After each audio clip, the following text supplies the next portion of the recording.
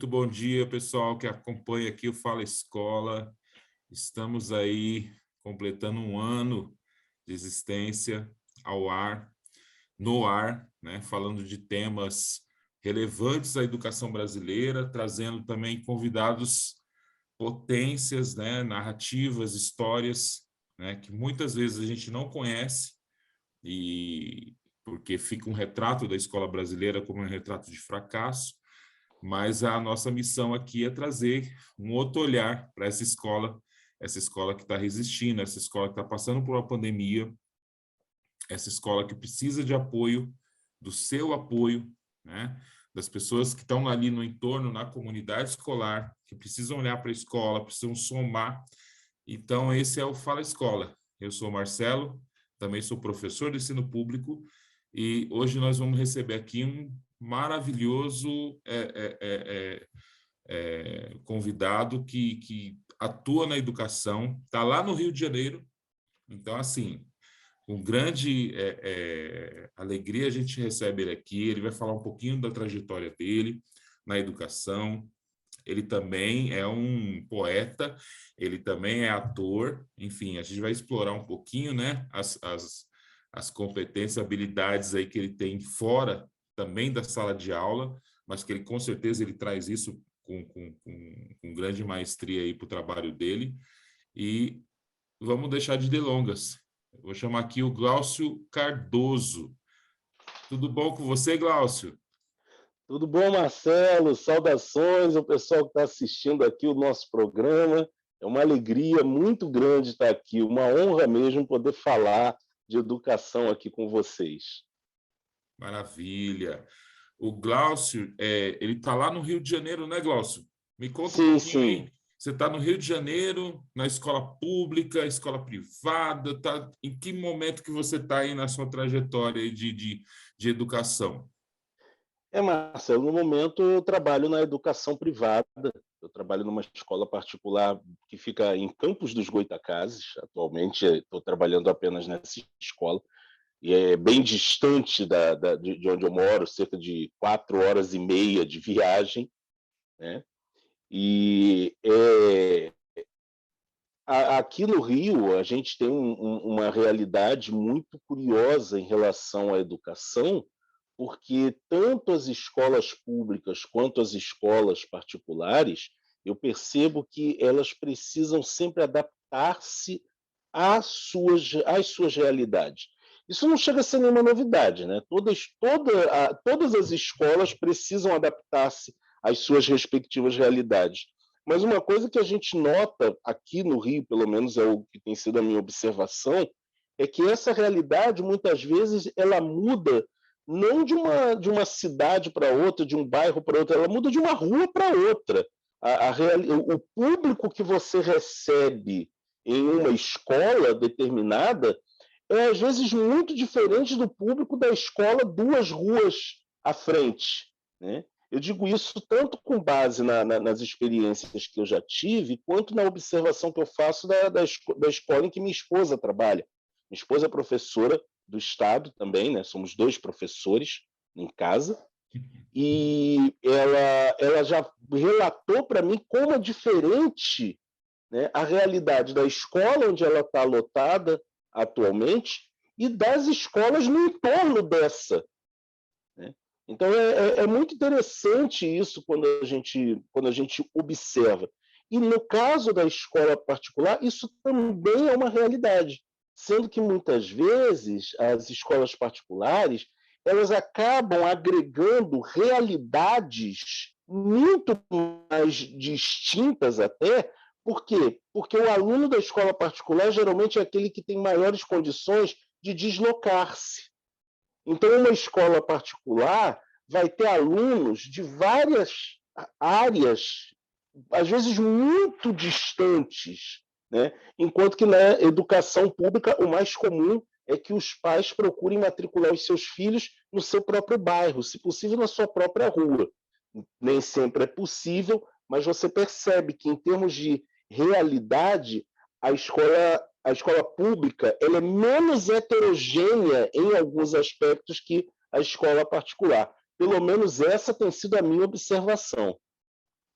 Quais são os desafios que você tem aí nessa escola? Que você falou dessa questão da regionalidade, das diferenças, né? A gente vê aqui em São Paulo também muito isso, né? Uma escola nunca vai ser igual a outra, uma classe de aula nunca vai ser igual a outra, que cada pessoa, né? Vamos dizer assim, traz aí uma sua cultura, seu universo, né? E como é que você tem visto aí no seu dia a dia, né, esse desafio? Porque a gente está aqui no ano de 2021, né? Esse programa ele está indo ao ar agora em 2022, né? A gente está conversando ainda, finalizando um ano que não foi nada fácil para a educação brasileira. Eu acredito para você, você deve ter enfrentado várias questões aí também, no ensino híbrido, ensino remoto, aquele abre escola, fecha escola e toda essa questão.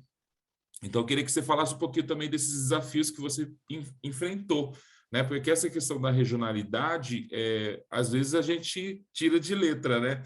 Sim. Essa diferença, vamos dizer assim, essa diferença é uma potência na educação, né? A gente vê isso. Mas quais foram os desafios que você teve aí esse ano de 2021?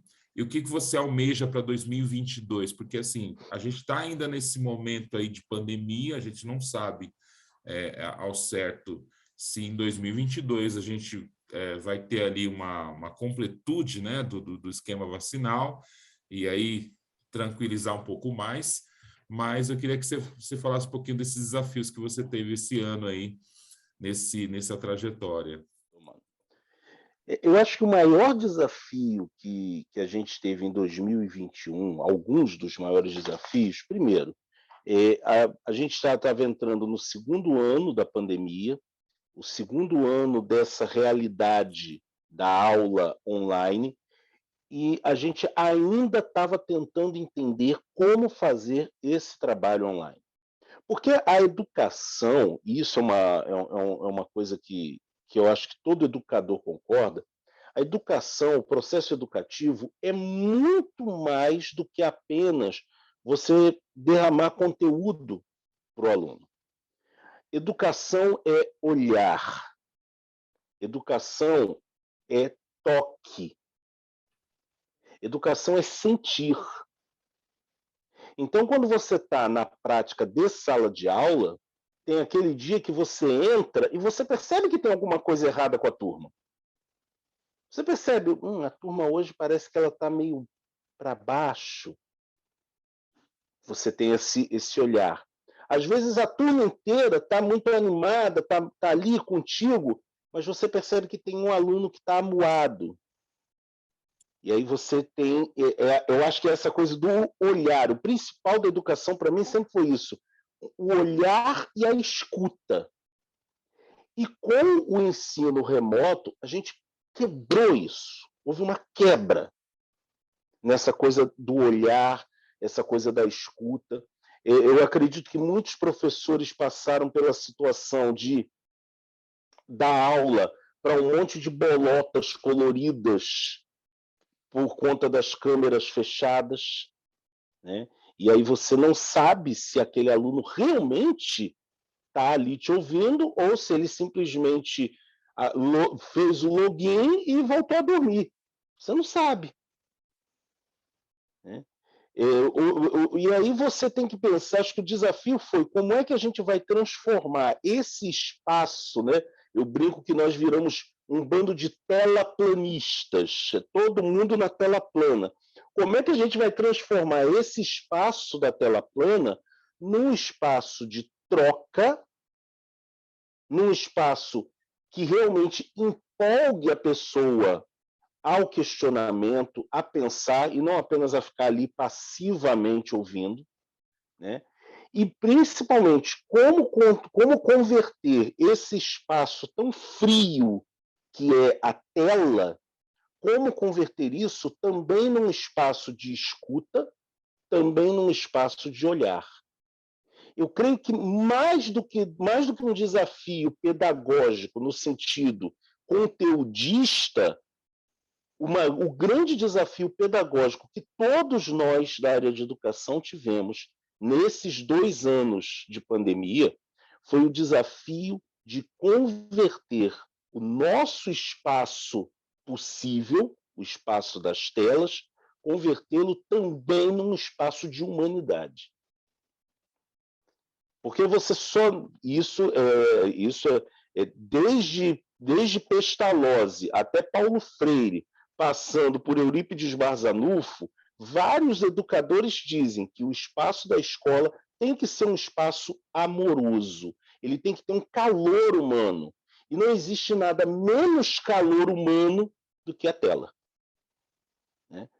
Então, acho que o grande desafio foi esse, não nos perder, e aí eu falo principalmente pela minha própria experiência, acho que o grande desafio foi não nos perder no excesso de conteúdo, em privilegiar o conteúdo em detrimento de um olhar possível naquele momento, né?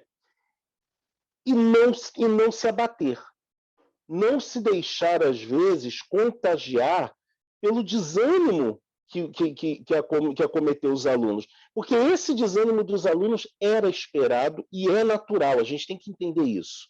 Poxa, a escola sempre foi o espaço onde o aluno, e aí a gente tem que resgatar a nossa experiência de aluno, o espaço da escola é aquele espaço onde você conversa com teu colega de uma coisa que você interrompeu no dia anterior, você joga o seu futebol, você pratica esportes, você paquera. E o espaço da escola é o espaço onde a pessoa vive em grande parte do seu dia. E a pandemia cortou isso dos alunos. O desânimo que muitos alunos sentiram, a falta de perspectiva mesmo, era algo já esperado. Né? E aí o nosso desafio como professores era não deixar que esse desânimo também nos contagiasse, embora a gente estivesse carregando o nosso próprio desânimo, porque a gente também sentia falta. Eu lembro de um colega que ele falou assim, quando a gente voltou para o ensino híbrido, ele teve que chamar a atenção de um aluno, e ele falou, gente, que saudade que eu estava de pedir silêncio para alguém. Que saudade... Eu falei, interessante, né? Porque é a saudade do contato, a saudade do bom dia, a saudade daquele papo bacana que muitas vezes você tem com o aluno pelo corredor, o aluno que vem te procurar para tirar uma dúvida, para te contar alguma coisa. Nós, professores, também sentimos esse impacto. Tá? Então, nosso desafio maior foi assim, eu estou nesse momento, isso está mexendo comigo, mas eu não posso deixar que o aluno compre o meu desânimo, então eu também não posso comprar o desânimo dele. Eu tenho que entender o desânimo dele e tentar reverter. Tentar fazer com que a prática na tela seja também uma prática interessante, cativante, que empolgue o aluno, que leve o aluno a querer te questionar. Então, acho que esse foi um dos principais desafios que todos nós da educação fomos chamados a resolver. Né? Eu espero que eu tenha conseguido em parte. Né? E aí vai da análise de cada um. Né? E aí, pensando em 2022, né, a gente continua aí nesse contexto ainda de uma população imensa sem o esquema vacinal completo, né? Então, provavelmente esse ensino híbrido perdure, né, algum tempo. Uhum. E aí, como é que você já está se preparando aí nessa trajetória? Porque você recebeu esses alunos, né? Eu não sei se você teve não sei se no ensino particular vocês conseguiram perceber isso, mas houve uma grande evasão, né, desses alunos. Muitos não voltaram ou ficaram só no ensino remoto, né? E aí, como você falou, às vezes está lá com a telinha fechada, a gente não sabe nem se está lá. Na verdade, é bem isso, né? E como é que você vê esse cenário aí para 2022, perdurando, né? Porque, assim, os desafios, eles são imensos, né, colocado aí para a educação, para esse momento que fala assim, não, precisamos recuperar. Você falou de Paulo Freire, falou de Pestalozzi, falou desses autores que, assim, como você falou, a questão não é o conteúdo, né, é o humano que Uhum. está ali em jogo, né? Então, como é que a gente, né, vê esse 2022 com força dentro da educação, dentro dessa tua garra, né, de educador, de pessoa que está ali batalhando para que essa criança, né, se desenvolva, enfim.